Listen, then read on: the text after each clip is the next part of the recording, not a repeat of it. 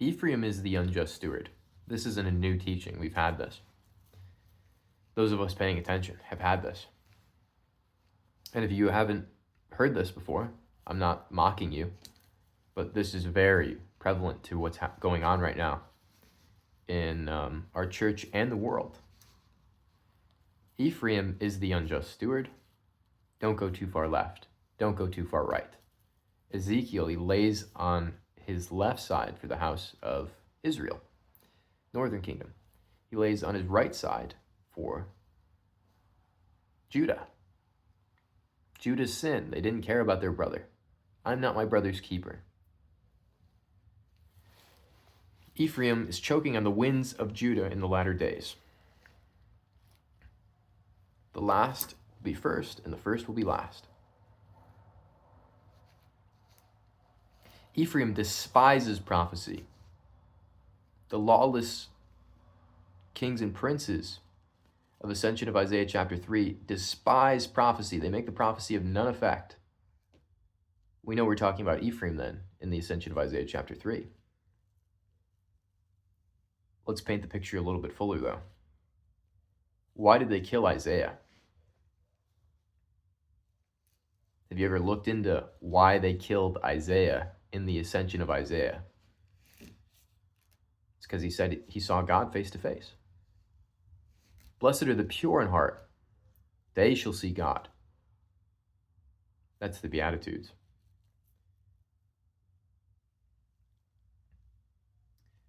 There's still a veil over the hearts of Ephraim, the unjust steward. It's when the repentant unjust steward says, "Woe is me, I'm a man of unclean lips, dwelling amongst a people of unclean lips, that he shall see God." And then what does he do? He says, he stops looking at the law to the letter. This is the parable that my brothers were preaching.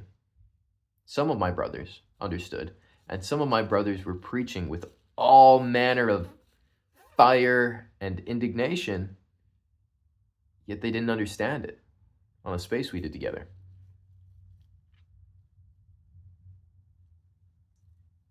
Who's blind but my servant?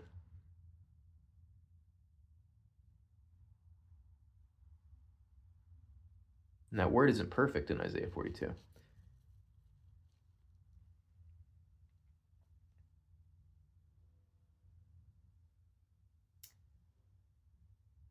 The repentant unjust steward is exactly the same as Isaiah. Now, I don't know if Isaiah really was a man of unclean lips, but he definitely prophesied it. That's what he said. So I can't point to you and say, oh, Isaiah did this wrong. I don't think he did. He probably was just prophesying for the end days. That's the best I can understand it. He literally said, though, "Woe is me, I'm a man of unclean lips amongst a people of unclean lips. I've seen God face to face now." That's what the repentant unjust steward does. So then he's able to not look at the law to the letter and say, oh, the law says you owe 100 measures, so pay 100, scattering the flock. Example, we use this example. You don't need to learn Hebrew, so why are you wasting time learning Hebrew? You don't need to plant your vegetables a certain way according to the letter of the law. That's not what it's talking about. It's spiritual. And wouldn't you believe that this applies to the sacrifices that God desires as well? That there could be a polluted sacrifice?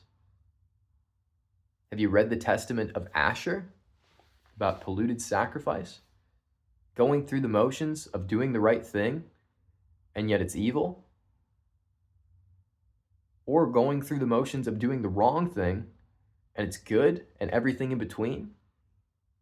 Even that's in the Shepherd of Hermas. You know, I'm sure these things are connected. I wouldn't waste too much time looking into it right now because the bigger picture is so clear. Ephraim is the unjust steward who turns and smites his fellow servant without even realizing it. And then we also know Ephraim's going to act as Balaam. Because they try to preach and prophesy for reward, all of their prophecies that come out as curses are against themselves, and they don't even realize it. Balaam opens his mouth to curse Israel, and a blessing comes out. Every time an unjust steward tries to rebuke the just, Joseph the just, a blessing comes out. It's a scripture against Ephraim. The ascension of Isaiah chapter 3, they killed Isaiah because he said he saw God face to face. The unjust steward started reading his Bible spiritually and understanding the sacrifices spiritually instead of eating a polluted sacrifice, scattering the flock. And he was commended by God and called wiser than the children of light.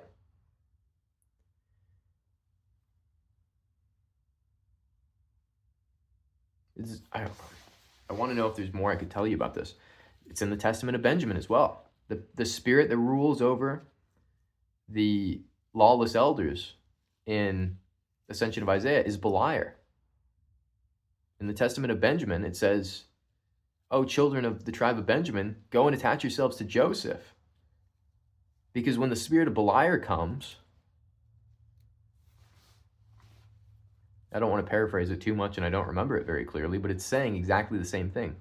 Go and attach yourself to Joseph so that when the spirit of Beliar comes in, Ascension of Isaiah chapter 3 starts happening, and all the lawless elders that think carnally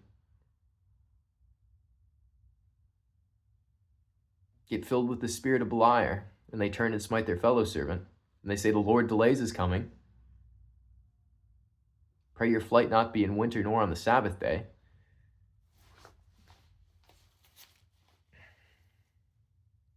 That's all I have to say. I made it as clear as I can right now, and it's becoming clearer every day. So please,